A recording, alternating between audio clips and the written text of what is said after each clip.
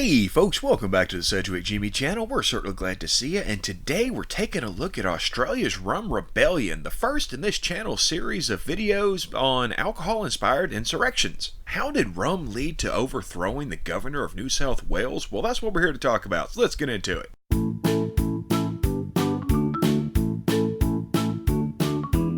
After losing the American War for Independence and also losing a place to send their prisoners, Britain had to look elsewhere for a new penal colony. And since in 1770 Captain James Cook had claimed land in the newish Lee-discovered island of Australia, it was decided that the prisoners would be sent to New South Wales. To do so, in 1787 a fleet of 11 ships, a mixture of Royal Navy ships, prisoner transports, and supply vessels known as the First Fleet, traveled just over 250 days to reach Botany Bay, landing in early 1788.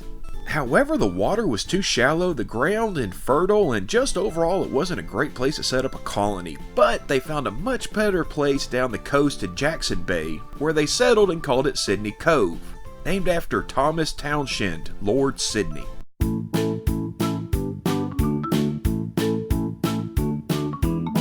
In 1805, William Bligh became the 4th governor of New South Wales, though he's mostly known for being the captain who was mutinied against on the HMS Bounty. Now, Australia had been run by governors, but was really run by the New South Wales Corps, also known as the Rum Corps, for the fact that they tended to buy up all the imported alcohol and sell it at ridiculous prices. Part of Bligh's mission was to curtail their power, as well as that of John MacArthur, a local powerful landowner and businessman. Bligh allowed food to be distributed to the farmers who had been hit hard by flooding, which the wealthy, as in the Corps and MacArthur, didn't like seeing, as they were making rather good money exploiting these people. He also worked to end the bartering of alcohol, preferring that the people use currency. He also dismissed several government positions, something that also made the status quo unhappy. Letters were written to the leaders of the British Army back in England, but seeing as the leadership saw the Corps as possibly being a problem, they ignored them.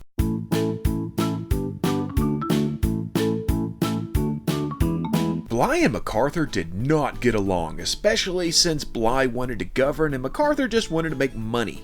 One of these ways was by supplying the Corps with cheap alcohol and illegally importing stills to make his own. When a prisoner stowed away in one of his ships and escaped Sydney, MacArthur was called into court in order to explain himself. He refused, was arrested, bailed out, and then failed to appear before the criminal court. Now, the criminal court was made up of a judge advocate, a man named Richard Atkins, and 6 officers of the Corps. MacArthur didn't believe that Atkins should sit in judgment of him, considering they had a history of debt and conflict with each other, and of course the Corps officers agreed, thus dissolving the court. Bligh called on the leader of the Corps, Major George Johnston, to intervene, but he had wrecked his ship and was unable to do so.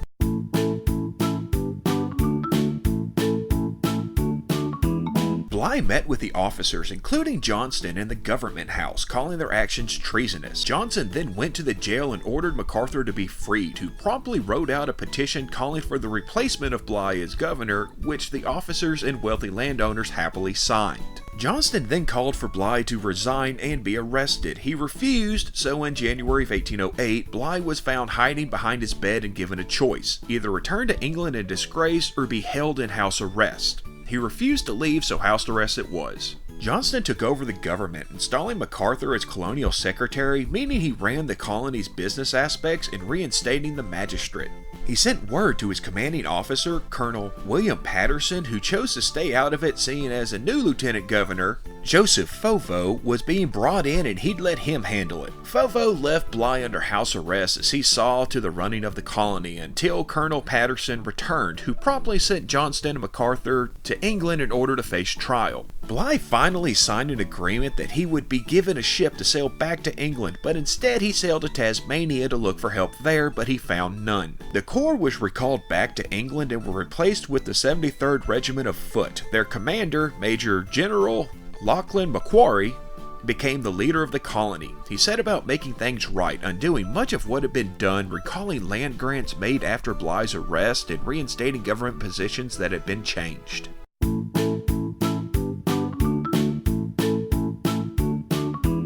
In 1810, Johnston was court-martialed and given the lightest sentence, known as cashiering, and he returned as a free citizen to his estate in Sydney. MacArthur wasn't actually tried, though he wasn't allowed to return to New South Wales until 1817 due to his refusal to admit any wrongdoing. Fovo was also court-martialed when he returned to England for allowing Bligh to be deposed and imprisoned. Bligh was actually promoted to Rear Admiral, though he died of cancer in 1817. Macquarie went on to become extremely important to the evolution of the colony from just a penal colony to a full-on settlement, and is seen by many as one of the fathers of the country. And that should good about do it for our quick look at Australia's Rum Rebellion. If you liked it, why don't you give us a like? If you want to see more, give us a subscribe. If you have anything to add or any ideas for future episodes, let us know down in the comments. We appreciate you being here, we appreciate you watching, and we hope to see you here again for more Sedgwick Jimmy in the future. Come check it out.